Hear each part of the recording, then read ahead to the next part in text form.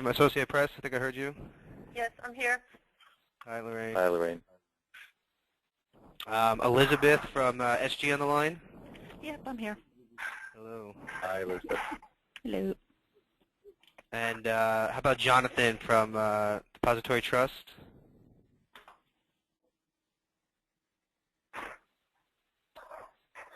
Yeah, again, may have you on mute. That's okay. How about Ranjit from Fitch Ratings? Are you here, Ranjit? Here. Hello.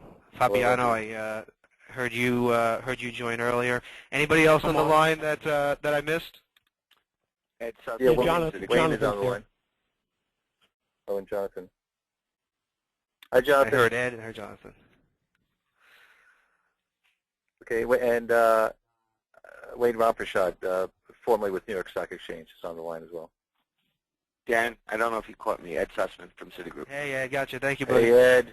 Hi, how you doing, Frank? How you doing, Dan? You party crasher, you. Yeah, that's me.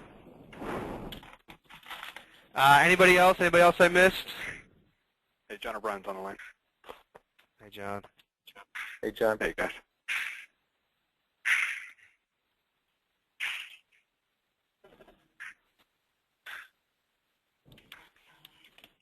All right, Frank, you want to kick it off? Yes, so thank you, Dan. And thanks, Arlene, as well for putting today's gathering together. By the way, I hear all these names. You know, it's although I know it's more convenient to do these things virtually once in a while. I still feel like, as I look out the window here and see how nice it is and how many of you are local, I just feel this would be a lot more fun if we were sitting around a table in a nice New York restaurant. So, Dan, work on that, will you? So, nonetheless, good day, everyone. Frank Casale here, and I'm looking forward to hearing today's presentation. You know, for those of you who are already part of this network, a reminder that really our focus here is one of education, it's one of connections, it's one of relationship development, and our promise is to keep you posted and keep you plugged in. And I would argue that there's probably no greater topic to be plugged into right now other than innovation. I'm actually dialing into this meeting in front of a building on Pier 36 where IBM is about to kick off a session which will be standing room only. And one of the key reason I'm here is they're going to be announcing some new things with regard to Watson, which is, you know, IBM's AI engine, autonomic engine, if you will. I am normally invited to all of these things, as I'm sure you know Atul is quite often as being active players and influencers in the space. I can tell you, I had to make 3 phone calls to get myself jammed into this place. I want to be here. I want to see Watson because to me, I want to say it represents the future, but it really kind of represents kind of the present. So these are exciting times, and innovation may very well be the top. It's certainly in the top 3 themes, if you will, that our network. You know, over 70,000 people globally. Innovation is certainly one of the top 3 trending, let's say, the past year or 2. And you know, when I think of innovation, there's a small handful of people in this industry that I have the good fortune of knowing that are innovators. And you know, today's guest expert and speaker, Atul Bashista, who's the founder and chairman of the NEO Group, is indeed one of them. You know, it's easy to feel a bit of an outcast, feel like an outcast in this industry if you consider yourself kind of a serial innovator and really just, you know, an entrepreneur, as I do. And I can tell you, many years back, my goodness, Atul, it must be at least maybe 12, 15 years back, I remember the first meeting I had with Atul, and just sat down, and he just started sharing all sorts of interesting ideas of clever and innovative ways to do things. And I said, wow, this is a guy I want to stay connected with, and with again, small handful of those that not only can talk to innovation, but is responsible for a handful of innovations that have taken place in this marketplace. So he's a longtime colleague and a friend, and we're happy to have him here joining us today. The topic obviously is innovation, its impact on ITO, BPO, business models, etc. And without much further ado, Atul, thank you for joining us here today. I want to pass the virtual microphone to you. However, before I do that, I'm looking at my crib notes here that Arlene gave me. I did want to mention to you all that this conversation is being recorded. And the reason we are doing that is so we can share it with the many others that cannot make the live discussion. So it is really more for the convenience of their benefit. However, if there's something that you're uncomfortable sharing or speaking to in a call that will be recorded and shared with other members, then you definitely don't want to do that. So once again, Atul, thank you again, buddy. I'm going to pass it to you. Frank, thank you so much. And likewise, man, I think one of the important things for me watching this industry and being part of it 15 years has been that I think many of us, and particularly Frank, you and your organization has played a very key role in staying in the forefront and helping influence clients' thinking, and more importantly, helping clients and companies accomplish results. So when Frank asked me to talk about innovation, I said, instead of talking about it broadly, I wanted to talk about particularly automation and analytics. So what I'll try to do over the next 15, 20 minutes is kind of give you my view on it, share some case studies, and then truly, let's talk. Feel free to ask questions, and whatever the norm of this group is, I'm happy to have an exchange. So, for the last 15 years, what I and my company has done is advise Global 2000 companies on the whole sourcing life cycle. So as we have done this, and as I reflect on outsourcing, the focus has very much been on the bottom line, right? Other than a few exceptions, the focus has been on cost reduction to a very large extent.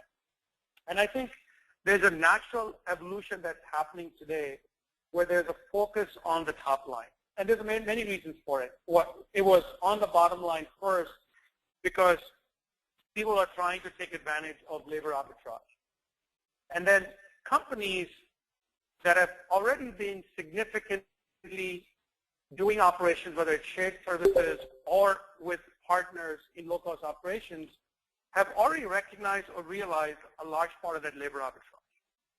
And so now they've also been working on process improvement and ways to enhance productivity.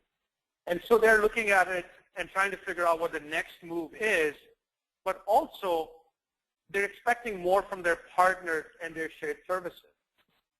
I think the other evolution that's helping both automation and analytics is that there has been evolution from focusing on tasks to focusing on the process to now, in many companies and many providers, a focus on outcomes. And this truly is enabling the path to automation. So if we go to the next slide, and then, I'll just, Daniel, I think I'll just keep doing that as we go through this. So what I'll try to do is I'll talk about automation first, and then I'll talk about analytics. So if you go to the next slide, what you start to see is that, the next slide after that. So we're focusing on automation first. This was a recent survey that was done by CIO Insight. And it was interesting for me to see the cost continues to be the major driver when they look at shared services or outsourcing. The whole improving quality of data and driving management decisions by it was the next. But if you notice, better use of automation, there's really a tie. And to me, number one is cost, which is very much about labor arbitrage to a large extent, or finding ways to reduce cost. And then when you think about the second and third, what you see is it's really about analytics and automation, which is exactly the topic. So if you move to the next slide, what you start to see is that, if we go back, I think many of us that have done BPO for 10 years or so realize the significant improvement we saw when scanning and OCR, optical character recognition technologies, came to bear. I was in Colombia 4 years ago and walked into a BPO center that does about $100 million or more a year in revenue, and noticed that there was not a single scanner in that operation. It took me back to like 12, 15 years ago when we were not even using scanning and OCR technology. And then if you move to the next slide, what you start to see is what started with scanning and OCR, we started to add workflow management. And now business process management, decision automation, rule-based automation. And so what we are starting to see is that many areas, there were commodity that could be because of scale. So OCR and scanning became very useful because of scale. And then combine that with web-based or internet enabled us to take that workflow and actually distribute it much easily and have people working in different locations. But more importantly today, what we are seeing from an automation perspective is that we are actually seeing workflow management really play a very big role, because now you're starting to see decisions being automated, right? And so in the end, what required was simple just labor is now moving into actually, because of BPM and workflow technologies, you're actually having decisions that are being automated. And I think a good example is, for example, rule-based test automation, if you think about IT, right? And if you think about that, one of the things you see is that what started as things like, record and playback, users' actions are captured and then they're played back on the application multiple times, so you could do, you can do automated testing. The second one would be often is, kind of what they call functional decomposition, where you're using reusable, repeatable functions are created, and then that modular approach is used in testing. The other thing we're seeing now is data-driven, where the input-output data is maintained in files, so you can use that to run as part of your test automation. And of course, today also what we're seeing is keyword-driven or table-driven, where you can build these libraries and be able to do significant testing because of that. And what companies are seeing simply from the business rules-based test automation is anywhere from 40 to 60% reduction in labor effort. Now, at the very end, I want us to, maybe if we have time, I want us to talk about, well, what changes about the sourcing process. So I think it's easy to say, let's leverage automation or let's leverage analytics, but truly what changes about the sourcing process, I think is important also. But we'll talk about it at the very end. So if you go to the next slide, I just wanted to use some other examples to illustrate. Think about a simple function like time and attendance, right? What companies, what ADP found, for example, was that only 66% of the companies were actually using time and attendance, which often comes from Kronos or similar workflow management system, for payroll. Only 70% were using for scheduling, and only 41% were using for workforce management. But if you go to the next page, what they also saw was that when companies were automating scheduling, again, you're using the time and attendance software, using workflow management software to then automate scheduling, for example, they were able to use capacity an extra 5%, but reduce errors by 4%, right? So you're starting to see companies enjoy double-digit benefit by a one-time implementation, but then, of course, making sure that they are using that on an ongoing basis. So if you go to the next page, please. And I just wanted to share one last slide before I jump into analytics. I think what I've talked about is not new to you, but I just wanted to kind of walk through kind of a transition. This was a survey that was done by The Atlantic, that magazine. And I just thought it was interesting because they wanted to kind of show what is the potential impact of automation on certain jobs, right? You start looking at it and you realize that many of these jobs we know are traditional BPO, right? Data entry, account clerks, tax preparation. And then you start to see industry-specific areas. These are areas where BPO is making inroads, right? Insurance underwriters, right? Title examiners. And then you start to see even mathematical technicians. So while I'm going to talk about analytics, what we are actually seeing even in analytics is significant impact from automation already. So cost of analytics and the impact of analytics improving also because of automation. So let me jump to the next one and spend a little bit of time talking about analytics. So if you can go to the next slide, please. I think that the key thing, I'm going to use 3 case studies just to talk about results. So I think let's talk about what is different about when we talk about analytics compared to what we remember as BPO or KPO. I think the first is when you think about analytics, we're talking about actually business insights, right? We're not just talking about being informed, but we're talking about being enabled. So it's action-driven.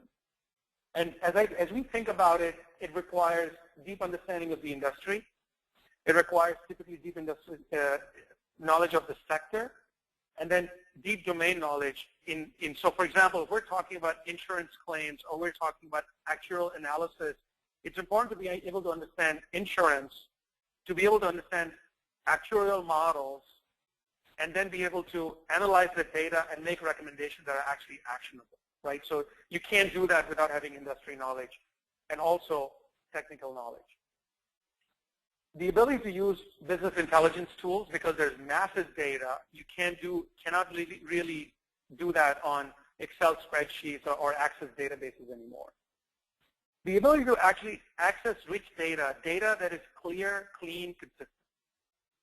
Right? I mean, one of the clients we work with today is a media entertainment company. Data has become so important to them that they're actually hiring a chief data officer. Why? Because they want to make sure that they have a single view of the customer that's consistent and clean. And then have analytical modeling ability skills. So it's not just about having technology that can do analytical and modeling, but actually people that have the knowledge, the industry knowledge to be able to do that. And then to be able to produce an output is not just a report in this case, because you're looking for insights, to be able to actually provide actionable insights, right? So you actually change something. And then if it's really going to work as a process, to be able to industrialize the process. So it's not about doing an activity once, to be able to do it on an ongoing basis so you can actually benefit from changes that are taking place. So when we look at analytics, we look at it at 2 large categories. One being descriptive, things like reports and alerts. The other being predictive. And in predictive, we look at forecasting, modeling that enables optimization. And this is not just about cost savings, but more often we find these applications on the customer engagement revenue side. So to me, sometimes an easy example that I use is, when we think about procurement outsourcing, for example, we can definitely get advantage by outsourcing procurement and benefiting from labor arbitrage.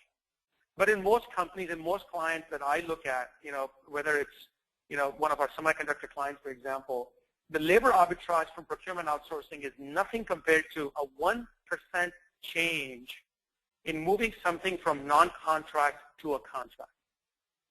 So the ability to do spend intelligence, non-compliance analysis, supplier intelligence, that analytics on an ongoing basis has a much bigger impact, multiple times, than any labor arbitrage would have.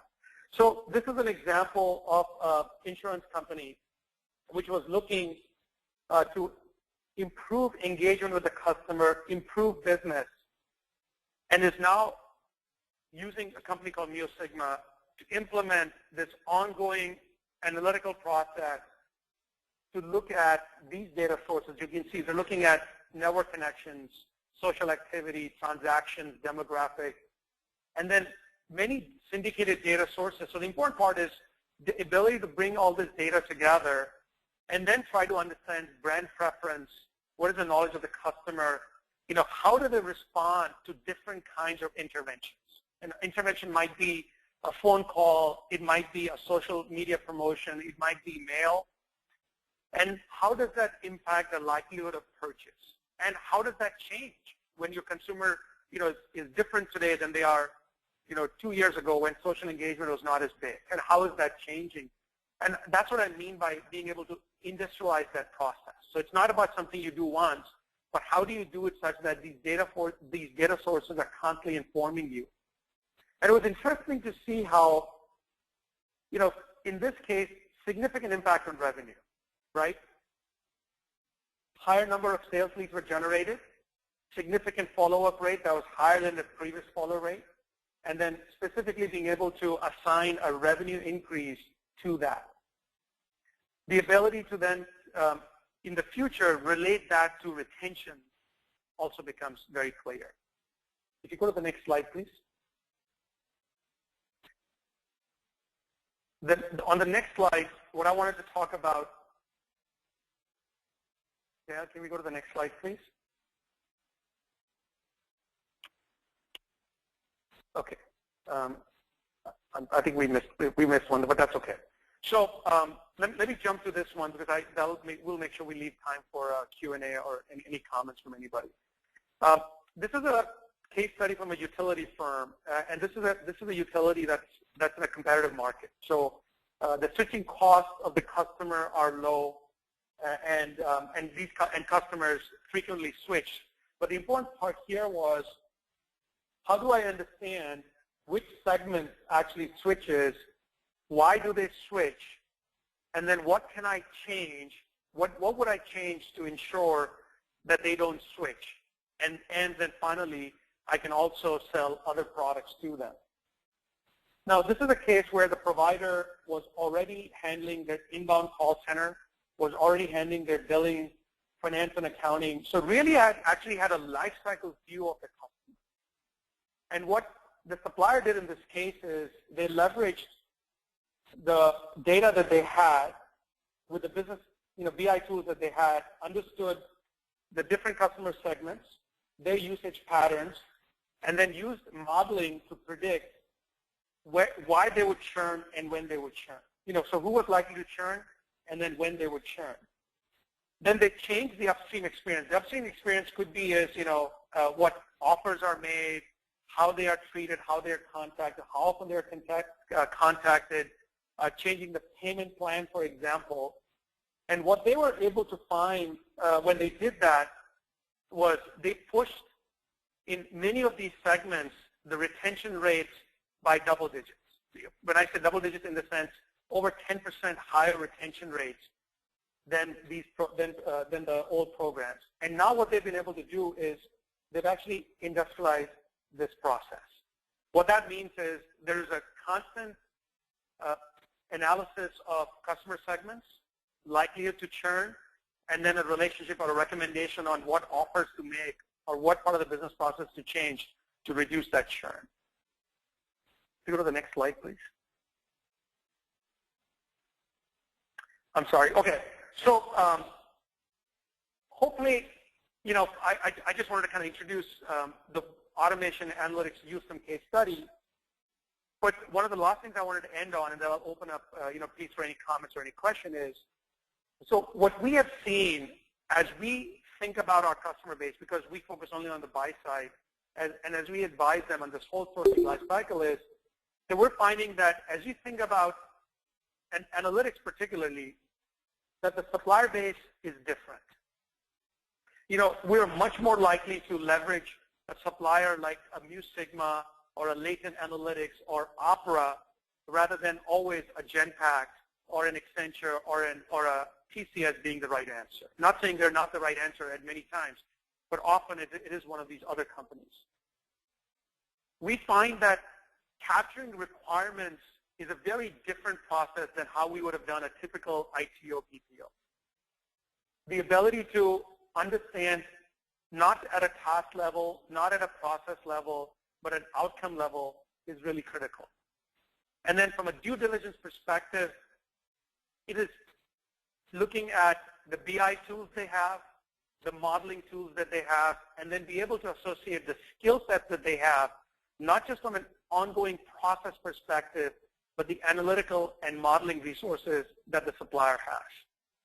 And then we also find that from a negotiation and contracting perspective, some significant changes, a greater movement towards outcome and gain share so that the incentives are aligned, but also being very thoughtful about the investments that are required to actually get to these results.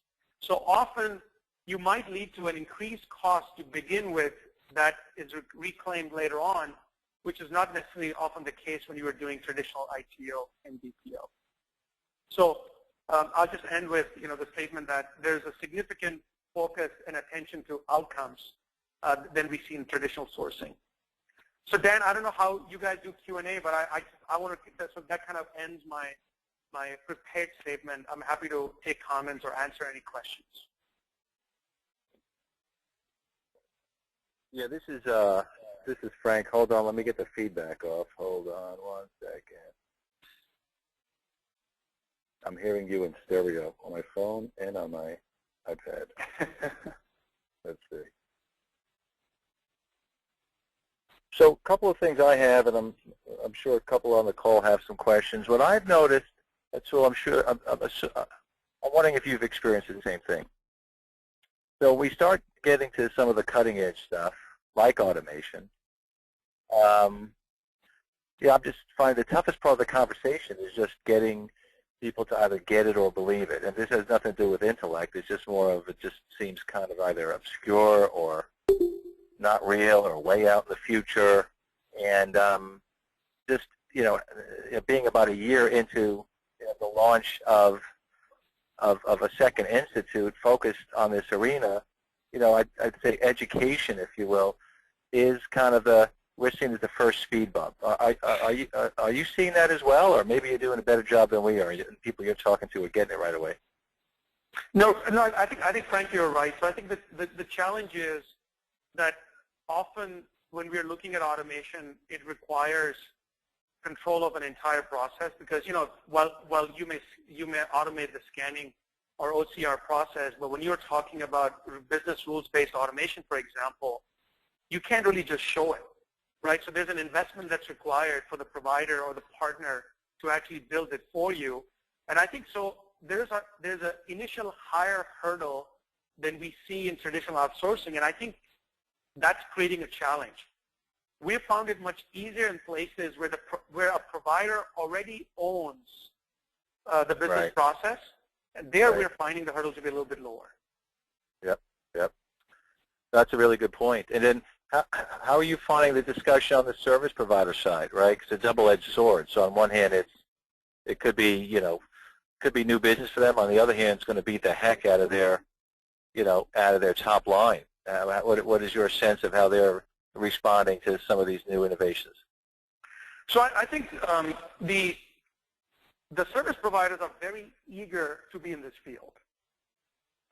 The challenge I find is that not every service provider is ready, because I think the bigger challenge here is you cannot be doing business rules-based automation particularly unless you really understand the industry, the sector. So this is where an Accenture or a Mu Sigma has an advantage over a service provider that does not have a good domain, kind of a business consulting Right. practice. So that's a good point. So I think of the people that are on this call, I think pretty much any one of us on this call would welcome cost save, if not some of the dramatic cost saves that you've quoted. However, I'm not sure if any one of the members on this call actually, you would argue, have fully embraced autonomics. Partially because it is, process automation isn't new, but this latest wave of this, this stuff on steroids is relatively recent, and it also is, again, it can't be a pretty daunting and invasive process. And I would say this isn't limited to, we're not seeing this limited to autonomics, but innovation in general. Mm-hmm. Typically, everyone seems to want it, but it involves change in mindset. It involves, in many cases, an investment. So what is as an advisor in the field, what is your advice to folks that are, hearing the story and pondering, what the realities may be? Yeah, so I think, Frank, you're absolutely right on the upfront. So first of all, I think there's limited partners. Second is the upfront investment. And so what that does is it raises the hurdle and requires an investment of time and approval from a much higher level in the organization. Also because this requires, I think you use the right word, which is it's an invasive process. So it requires a believer. I think it's, to me, I use the word executive courage. It requires executive courage because you're not going to see the results in, 180 days. You might actually see results in many cases by your third or fourth quarter. And so I think this is where a large player that's already embedded in a BPO setting in a company has an advantage because they're more likely to invest and so lower the hurdle for the client and also be able to speak from experience. So if I was on the buy side, which I know everybody on this call is, I would engage with one of my providers that understands your business because they're much more likely to help you get to this target without raising your initial cost. But I would also suggest that this is where you have to think about gain share outcome-based engagements. Right. No, that's a good point. So let's, with a little bit of remaining time we have, I want to put this out to the group. So Ed Sussman, if you're still on the line, I'm on the line, Frank. let me come to you first. Ed, I think of, who was that British guy on the American Idol who was mean to everybody? I'm not saying you're exactly like that. Yeah, thanks a lot. You're usually the first guy to be willing to challenge something, although you are a nice guy. But I'm not actually don't want to challenge today, Frank. I'm intrigued. But I do have some questions in terms of who's playing in this game, right? So when I look at the landscape of players out there, I see, and sort of put them into categories. I see the guys who are writing the software, developing the software for this. I see the outsourcing providers, people like Accenture or Wipro or Infosys, on and on and on. I see the buyers with, in places like Citi, which have large organizations, and I see advisors like those who are on the phone. And the question is, how does that all play itself out in terms of bringing this software to bear? So are you seeing situations where the software providers are going directly to the buyers and saying, we will do this for you? Are they always using a middleman, whether it's being an advisor or an outsource provider? Are companies going to the software providers themselves to do this? How's it playing itself out in the marketplace? And from what you've seen, which is the most effective way for it to play itself out in the marketplace? Okay. No, I think it's a great question because when I say I have a bias obviously because I am in the outsourcing industry. What's interesting is that there's definitely software players that are going directly. So there's players like Palantir, for example, Palantir. They're going directly, and they're going to banks, pharma, anybody that has big data, has trying to figure out how to leverage that data. Those guys are going directly. The challenge I find with the software players is that they are not industrializing the process. And what I mean by that is they are not helping it become an ongoing process. Right? And this is where I think maybe my bias comes in, which is, we know the sourcing industry well. So what we find is that the new players in the space, like a Mu Sigma, they really stand out. Over 2,000 people now. We were recently advising a financial services insurance client in the Asia Pacific region on because they've done over 2,000 people already in I think 3,000 in BPO already and a bunch in ITO. But they were trying to create a single view of the customer, and so a big investment in analytics. And as we did the due diligence for them, it became very clear that Mu Sigma, in their case, for their segment stood out, and Accenture was right there, and Genpact. Those three were kind of close to each other, but it's interesting to see how they're no longer a startup, but kind of like the focused players in the analytics segment particularly really stand out. Now, the automation part, we find it to be to be different. And the reason we find it to be different is not only does it require knowledge of the BI tools, which all the big technology companies, by the way, have, right? So Accenture, TCS, all these players have that knowledge. The second part is it requires strong technical background to then, implement those tools, coupled with analytical heads and business process heads. When I say heads, I don't mean, I mean number of people. So because you have to bring all those things together. So depending on whether your automation and analytical need is commodity or if it's industry specific. If it's industry specific, we're finding the Musigners of the world to be stronger players. If it is commodity centric, the Accenture TCSs are much better players. I would personally not start at the tool. I would let the service provider help bring the tool. I hope that answers your question. Now I will get a little bit, challenge that, because from sitting in the buyer's seat, it would seem to me that if I let a service provider do that, I am now putting myself at that service provider's mercy, right? Because all of a sudden, it's not something that I can take back in-house. It's not something I can run myself in the same way as I do other things when I'm just using a service provider, primarily for labor arbitrage, right? All of a sudden, I have key operating processes that are totally dependent on the service provider and the software that they've used to automate them, which should probably make management rather concerned. So the question is, how do you avoid that from happening? Sure.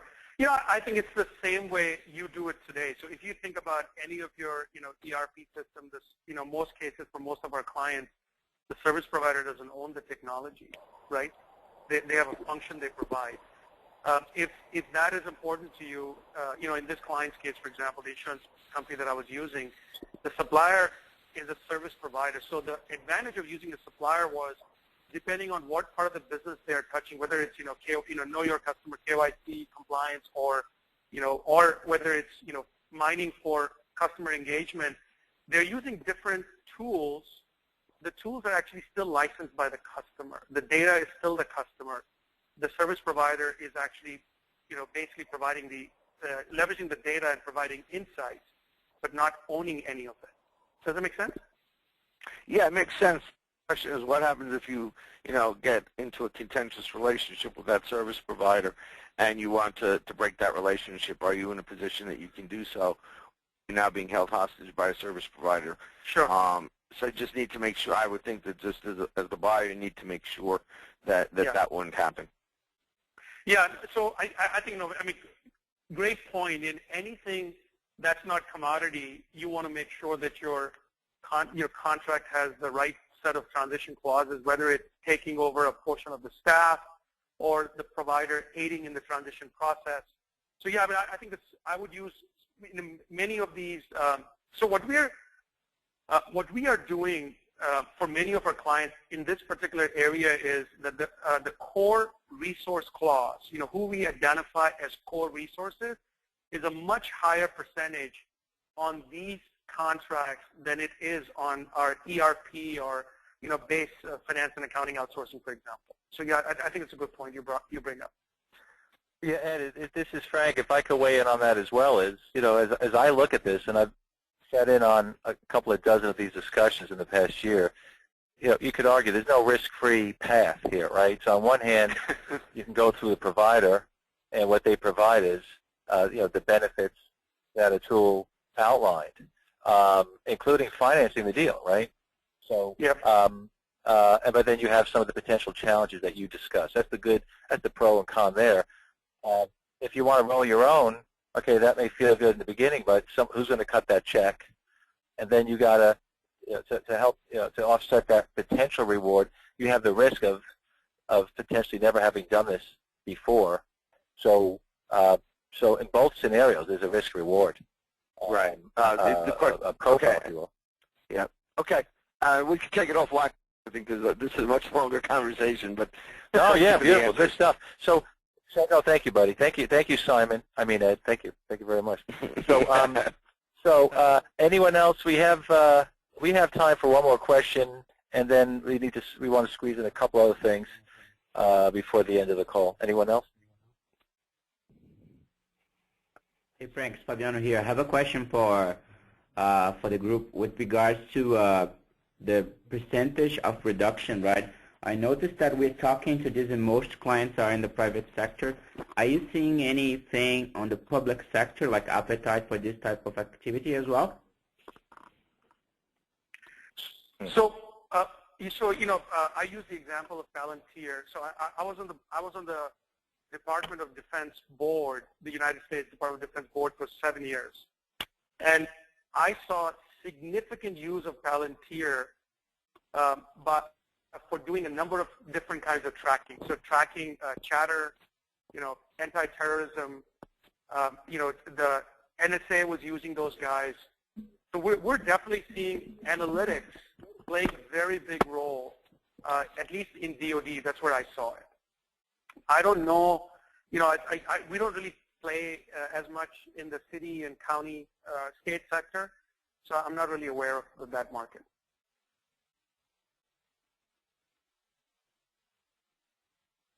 They're definitely using it in the taxes as well. And who was that? Twain. Oh, okay. It's being used to detect tax fraud and things like that significantly. Yeah, my sense is, this is Frank, my sense is it's inevitable, and there's also a great political play there, right, for federal and local governments to discuss, a comparable, if not even more attractive alternative to offshoring, right? It brings it home. Yeah, absolutely. And especially, I think, and then we start looking at some of these, sorry. No problem. That will be exactly my point, Frank. It's done home, right? So. Yeah. Sure. Yeah. And these tend to be higher skill jobs. So I think there's a positive message there too. Yeah. Yep. I mean, I guess the challenge there is just, so you think of what, as slow as a Fortune 200 company moves, for something as significant as this, a government's only going to move slower. So my sense is there'd have to be either political pressure or some sort of someone would have to be backed into a corner on a budget item or something. Or maybe a tool could speed dial some of his friends in DOD and expedite something. But I think that's basically it. So I'm looking at the clock here. It's probably a good time to wrap up. Atul, thank you so much, my friend. I appreciate you taking the time. And this reminds me that I owe you a dinner because you treated me to one a while back that I rudely left early on. And I do remember that, so I want to make sure I reciprocate. So keep an eye out for a note from me. I know you're in New York more than you have been in prior years. I think you're based here now. So I'll make sure we make that happen. And so, Atul, unless there's any parting comments, I will ask that if you can drop off now. We're going to go into just one more segment with the group before we break up. But I speak for the crowd when I say thank you for taking the time. We appreciate your insights and your expertise. Frank, thank you for having me, and thank you for the council for having me. Just my commitment. If people have any follow-up questions or comments, I would love to engage because I think this is a sector where we're all learning at this point in time, right? I mean, and there's a tremendous growth that's going to happen, and we will need to keep refining. So I would love a dialogue, and I'm available very easily at atul@neogroup.com. But Frank, thank you again. Take care. Thank you, Atul. Thanks again. Bye.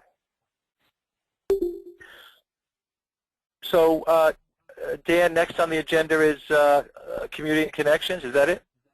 Yes. All right, super. So this is where we spend time, if need be, for us to kind of get more to the community aspect, if you will. So the first question I would put out to the group is there anything anyone wants to share, in this forum, whether it be a particular, let's start with an announcement, an opinion, a thought, a question. Anyone have anything they want to share, with a handful of us in this kind of private forum, if you will?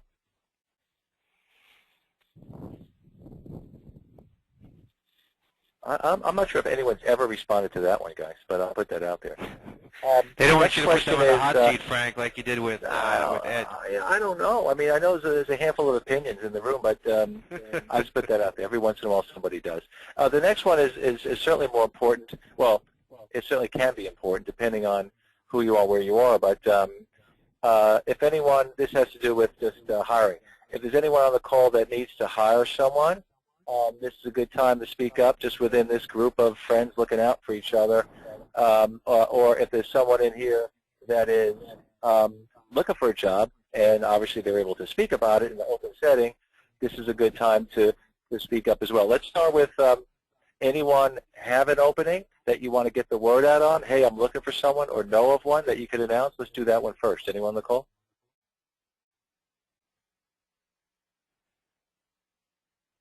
Okay. So how about job seekers?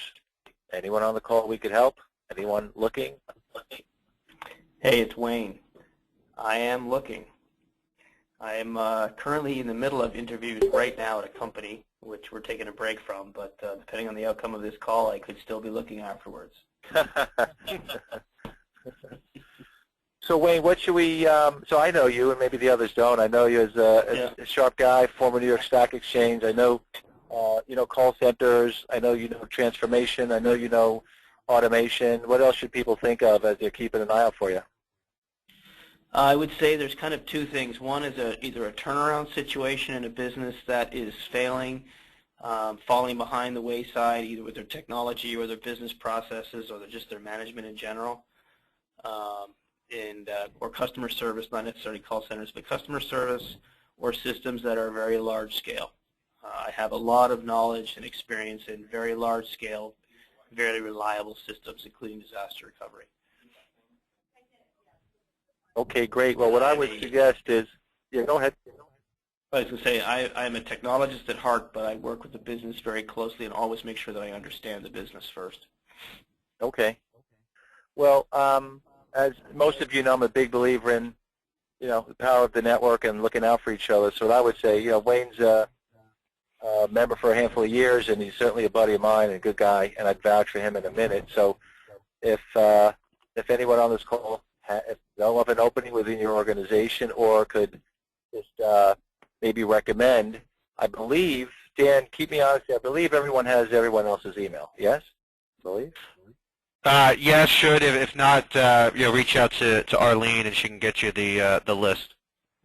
Okay. When it's Fabiano here, are you looking to go to a consulting job potentially? That is potential. I've been looking at private equity firms as well, so the board's wide open. Okay. Send me your resume. I know we're trying to hire a bunch of people based in New York, so There you go. that will make I the didn't catch your, Fabiano. I didn't catch your name? Fabiano.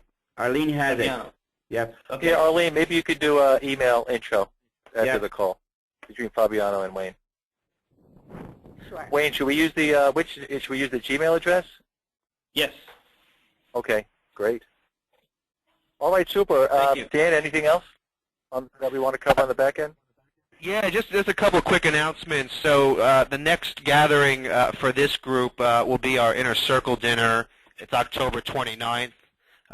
If you haven't already RSVP'd, please let Arlene know so we can save a place for you there. It should be a good group of folks, both from our Industry Leadership Council and also from the BPO conference, which is the following day. So also, if you haven't already registered for BPO Innovations Conference, it's the following day, October 30th. We will also be having the next Industry Leadership Council Roundtable Lunch event for this group. Looks like mid-November. We're still firming up a date with the venue, but look for an email out in the next couple days on the next face-to-face gathering for this group. And then the last thing is the Automation Innovation event, which is being done with Frank and IRPA, and we'll be talking about a lot of the same themes and topics we talked about here today, is December 10th, so mark your calendar for that as well. Yeah. And the good news is in every one of those meetings, we will feed you. That's important to us. being that the owner is an Italian guy, we can't let you leave without feeding you. Yeah, that's actually why I like all the events. Yep. So So that's great. Dan, Arlene, anything else? Okay. I think that's so it. We're pretty much good, as far as potential speaking opportunities. We're just about there with the BPO conference. If anybody has an itch to really speak, get on the agenda, let me know. We may have a few kind of panel spots left. And just in general, make sure I have your name if you're looking for speaking and exposure opportunities. Let me know. I'm not sure, Frank, if you're actively recruiting for speakers for automation innovation. I don't think they are, but I will double check, and if so, I'll get word out. The one thing I would mention, though, is I personally would like to, this is a good-sized group. We don't want it to be too big. We already have a big network, so this is designed to be kind of small and more intimate. It's working well. We're getting really good feedback, but I wouldn't mind having 2 or 3 more practitioners as part of this network. So what I would ask is that, each of you probably knows someone that you know, like, respect, and maybe in your organization or even ideally in another organization that you think would benefit and maybe could contribute. So if there's someone you could recommend and you want to do maybe an email introduction, I would do that with Dan or Arlene, and we'd be happy to include them. And we will feed them as well. Alrighty, so listen, folks, I think it's a good time to wrap up. I'm going to walk across this parking lot and just take a look into the future and see what IBM Watson has in store, and I'll be sure to share my findings with the network. So stay tuned. Are you going to send that out as an email, or are you going to have a call? For which? Your update on Watson. I'm not sure yet. Well, it won't be a call, I don't think. At a minimum, I'm probably going to do a blog post or maybe an article. I want to see what I learn and see how impressed I am. But and I'll be happy separately if anybody wants to talk one-on-one to get a sense of what I saw, what I thought, and how I felt about it. But I'm enthused. I'm here just really. I have flipped my day upside down to get down here to do this, but but one way or the other, I will promise to, formally by way of some sort of a document, and then informally, if anybody wants to speak, I'll be happy to share with you what I see. But I'm pretty Frank, this might be a good excuse for me to remind everyone, if you haven't signed up for the LinkedIn group for the Industry Leadership Council, please do that. Maybe that would be a good forum to do that, Frank. And yeah, well, that's where I'm going to post it. So please, yeah, definitely. Well, what are they looking for, Dan? What are they looking for on LinkedIn? If you just you should have an invite from Arlene. If you don't, let her know. But it's a closed group forum on LinkedIn, so you just have to have a LinkedIn account, and you can join that group. We also post the presentations and some other discussions around these presentations that we do. Okay, that's a good point. Thanks for the reminder. All right, everyone, have a great day. Enjoy today's discussion, and look forward to seeing everyone at the next gathering, which I guess would be the BPO conference. Have a great day. Thanks, Thank you, everyone. Take care. Thank you. Bye now.